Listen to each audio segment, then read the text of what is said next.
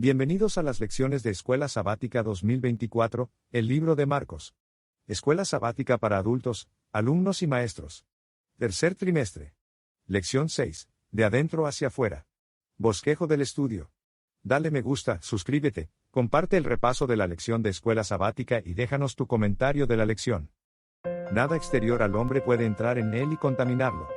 Más bien lo que sale del hombre es lo que lo contamina. Marcos 7:15. Israel, el pueblo de Dios, vivía en una dicotomía religiosa. Mantenían una formalidad ritual y litúrgica, pero no vivían de acuerdo con los principios bíblicos que les habían sido enseñados, y que eran repetidos tan a menudo entre ellos. El culto, incluidos todos sus elementos, carece de sentido sin obediencia. Dios no estaba en contra de una celebración cúltica adecuada. Su indignación era consecuencia del pesado formalismo que caracterizaba su culto.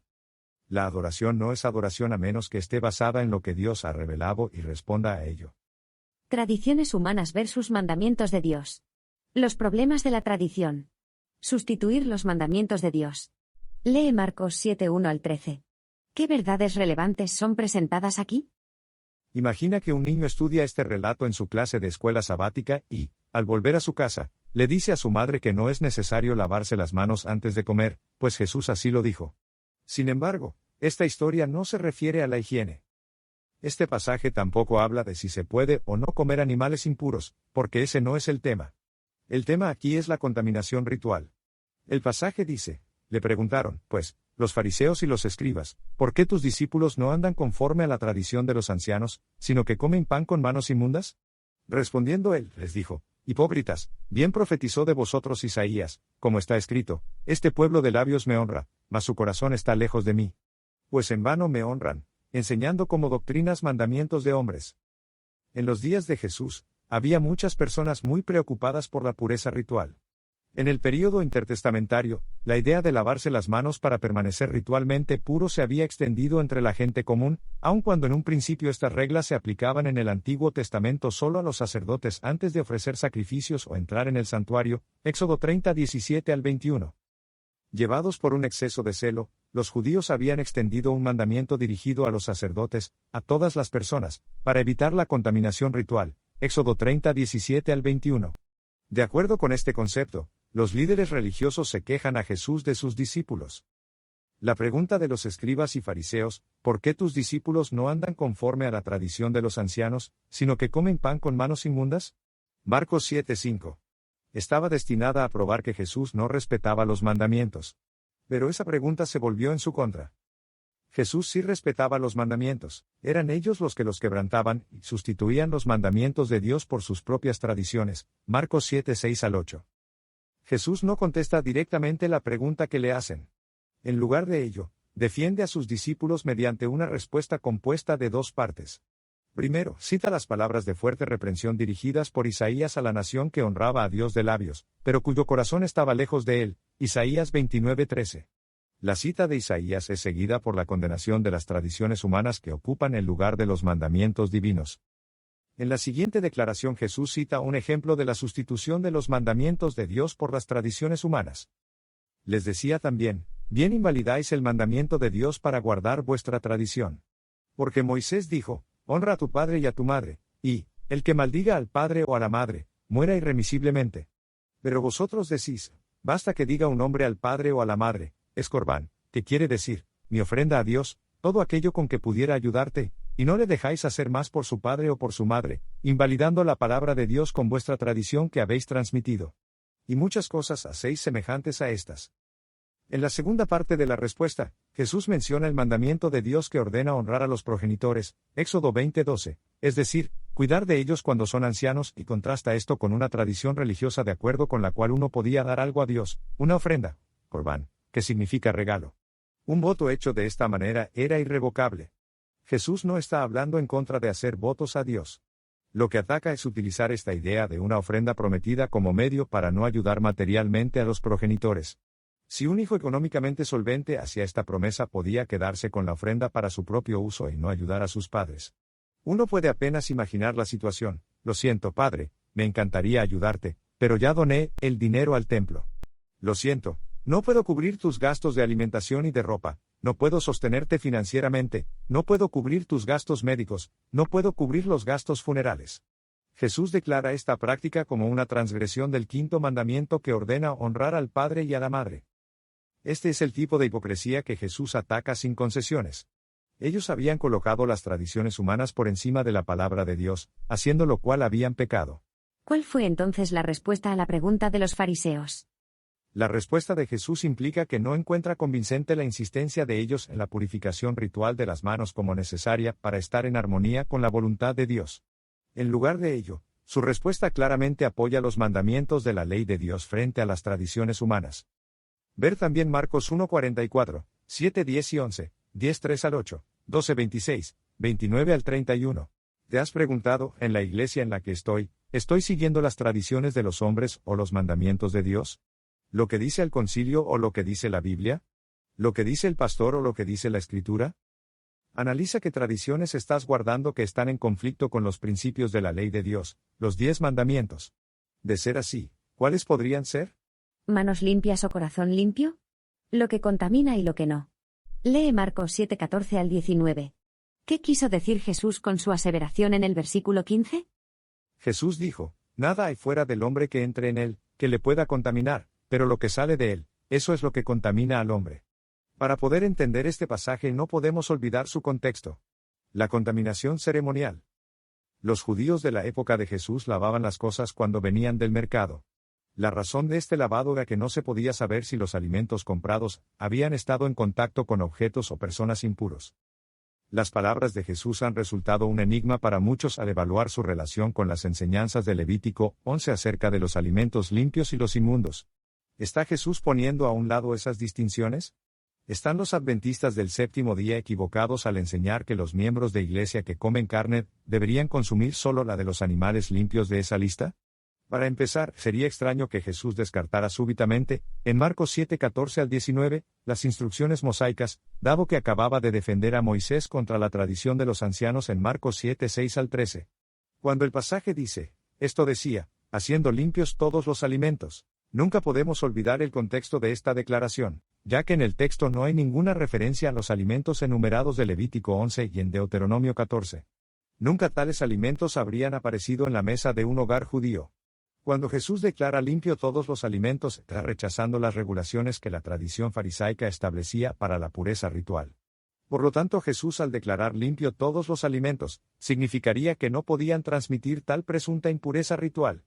Jesús no está declarando los animales impuros, limpios, sino que los limpios no se podían contaminar por entrar en contacto con un gentil u objeto ritualmente contaminado. La tradición que los fariseos estaban promoviendo no se fundamenta, a diferencia de las leyes alimentarias, en la enseñanza del Antiguo Testamento. La cuestión planteada no tenía nada que ver con los alimentos que se podían o no comer, sino con la manera en la que se comían, con las manos purificadas, lavadas o sin purificar, inmundas. Pero Jesús dejó claro que un alimento limpio no se hace impuro por comerlo sin realizar el rito tradicional, Marcos 7:18 al 19. Lee Marcos 7:20 al 23. ¿Qué contamina a una persona, según Jesús? Según Jesús, lo que sale del corazón del hombre es lo que contamina. Pero decía, que lo que del hombre sale, eso contamina al hombre. Porque de dentro del corazón de los hombres, salen los malos pensamientos, los adulterios, las fornicaciones, los homicidios, los hurtos, las avaricias, las maldades, el engaño, la lascivia, la envidia, la maledicencia, la soberbia, la insensatez. Todas estas maldades de dentro salen y contaminan al hombre. En Marcos 7:19, Jesús señala que la comida no ingresa al corazón sino al estómago, y sale de allí por el tracto intestinal. Pero, en Marcos 7:21 al 23, él destaca el hecho de que el mal proviene del corazón, del centro de lo que una persona es. El problema del ser humano no se resuelve guardando una ley ritual establecida por los hombres. Jesús presenta una lista de faltas originadas en malos pensamientos que terminan convirtiéndose en malas acciones.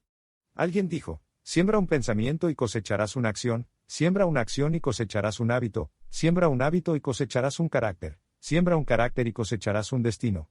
Todo comienza con un pensamiento en el corazón. En Marcos 7:10 se incluye la referencia al quinto mandamiento dentro de la lista de faltas mencionadas y, así, la segunda tabla del decálogo queda completa. Más aún, en Marcos 7:7 Jesús se refiere al culto vano o adoración falsa, lo cual tiene que ver con el corazón mismo de los primeros 4 mandamientos del Decálogo.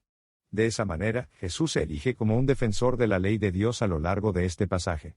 Podrías tener la teología correcta o tal vez la razón, pero ¿quién posee completamente y en última instancia tu corazón? Jesús llama hipócritas a los fariseos. En griego, el término es hipócrites, que significa intérprete, actor, fingidor. El término se utiliza para referirse a los actores que llevaban máscaras en las obras de teatro. Fingían ser otra persona. Jesús les señaló que cometían un grave error, porque mientras profesaban seguir a Dios, sus tradiciones les permitían eludir el cumplimiento de los mandamientos divinos. ¿Será que hoy en día hay muchas personas cometiendo este grave error?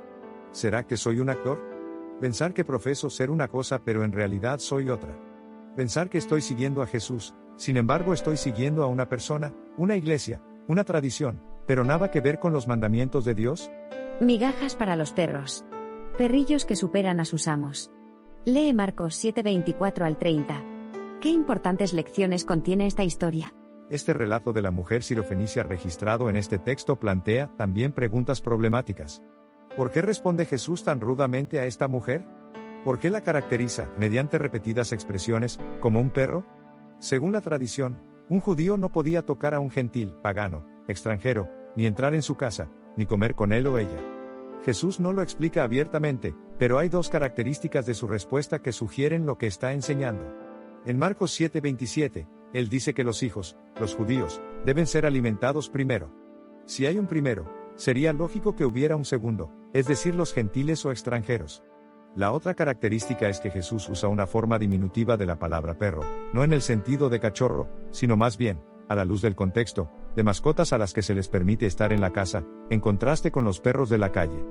En su respuesta a Jesús, la mujer demuestra que captó los 2 marcadores complejos usados por él, lo que ayuda a entender la reacción de ella. Su respuesta es bastante directa y contundente. Ella contesta, sí, Señor. Pero aún los perrillos debajo de la mesa comen de las migajas de los hijos, Marcos 7:28.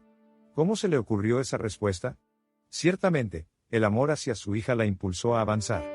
Pero él también la animó. Dijo primero, dando por sentado que había un segundo. Además, él sugirió que ella era comparable a una mascota perteneciente a la familia, como los perros que estaban bajo la mesa de sus dueños. Así como el perro doméstico estaba en la casa bajo la mesa, ella estaba a los pies de Jesús rogando por su hija. En vista de eso, ella reclamó el derecho de un perro de familia a la comida que caía al suelo. La respuesta de la mujer revela su fe. Llamar migaja al poderoso milagro de sanar a su hija a la distancia indicaba que ella consideraba especialmente grande el poder de Jesús. Si semejante milagro era una migaja, uno se pregunta qué habría sido un pan entero. ¿Cuánta fe en esta mujer? Quizás otra persona hubiese preferido cuestionar el proceder de Jesús y apartarse. Sin embargo, la fe de esta mujer demuestra que nuestra fe puede avanzar contra todo pronóstico. Imaginar los discípulos con la boca abierta, al ver tanta fe en una persona a la que ellos consideraban un perro. La respuesta de la mujer sirofenicia también muestra que ella entendía que concederle este milagro era algo sencillo para Jesús. Jesús fue conmovido y accedió a su pedido.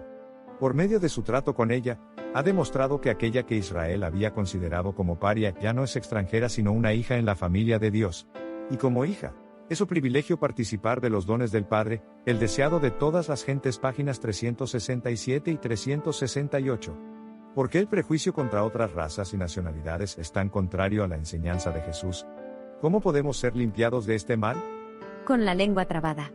Oídos que se dejan abrir. Lee Marcos 7:31 al 37. ¿Quién fue traído ante Jesús y qué hizo Jesús por él? Al llegar a Decápolis le trajeron un sordo y tartamudo, y lo sanó. El texto dice, y tomándole aparte de la gente, metió los dedos en las orejas de él, y escupiendo, tocó su lengua, y levantando los ojos al cielo, gimió, y le dijo, Efata, es decir, sé abierto. Al momento fueron abiertos sus oídos, y se desató la ligadura de su lengua, y hablaba bien. El texto no indica quién fue exactamente la persona que trajo al hombre ante Jesús, pero el problema de este era suficientemente evidente, no podía oír y tenía dificultades para hablar. La pérdida de la audición aísla a las personas de su entorno, mientras que la sordera profunda puede hacer que resulte desafiante para una persona aprender a hablar. El problema de este hombre pudo haber sido de larga data. Jesús comprende la difícil situación del hombre y lo lleva aparte. La manera en que el Señor sana a esta persona es curiosa, particularmente para un lector moderno. Pone sus dedos en los oídos del hombre, escupe, toca la lengua del afectado y suspira o gime profundamente. Jesús toca las partes afectadas que sanará en el hombre, pero ¿por qué el suspiro o el gemido? Suspiró al pensar en los oídos que no querían abrirse a la verdad, y las lenguas que se negaban a reconocer al Redentor, el deseado de todas las gentes. Página 371. Jesús restauró milagrosamente la audición del hombre, e hizo que fuera capaz de hablar con claridad. Su suspiro ilustra los límites que Dios se ha impuesto a sí mismo en relación con la libertad de elección de la humanidad. Él no forzará la voluntad. Todos los humanos son libres de elegir a quién permitirán que dirija su vida, al príncipe de la vida o al de las tinieblas. Jesús podía abrir los oídos de los sordos, pero no forzaría los corazones incrédulos para que lo reconocieran como el Mesías. Esta breve historia también ilustra lo que Dios puede hacer por quienes se vuelven por propia decisión a Él. ¿Qué estás haciendo con los dones de la audición y del habla? ¿En verdad son dones que has recibido? ¿Cómo los estás usando? En esta hora puedes decirle al Señor: abre mis oídos para oír tu voz y la voz de mi esposa, mis hijos, el amigo o particular. Toca mis labios para predicar tu palabra o para decir palabras de ánimo a aquellas personas que tanto lo necesitan. Cuidado con el pan en mal estado. La levadura de la tradición. Lee Marcos 8:11 al 13.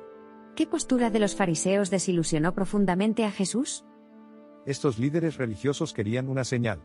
Sin embargo, como no querían creer con las tantas evidencias que Jesús les había dado, Jesús se negó a darle una señal del cielo. Hay pocas cosas que Dios pueda hacer por alguien que se niega a creer de manera persistente.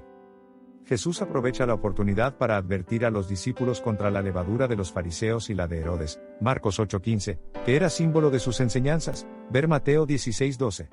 No estamos aquí para seguir tradiciones o a seres humanos falibles. Estamos aquí para seguir la palabra de Dios. Porque no solo del pan vivirá el hombre, sino de toda palabra que sale de la boca de Dios. ¿Por qué no demostró Jesús su poder divino y convenció a estos escépticos? El problema se remonta al final de Marcos 3, donde Jesús se refiere al pecado contra el Espíritu Santo. Si una persona decide no oír ni ver, ni siquiera una señal del cielo la convencerá, ya que ésta sería simplemente desestimada como todo lo anterior. Aún los milagros no son suficientes para convencer a quienes están decididos a no creer. Dios te ha dado evidencia para creer. Quizás solo necesitas tener la fe de la mujer sirofenicia. Ven a Jesús tal como estás. Con tus cargas, frustraciones, angustias y perplejidades. Jesús dijo: el que a mí viene no le echo fuera. Ven en el nombre de Jesús. Dios te bendiga.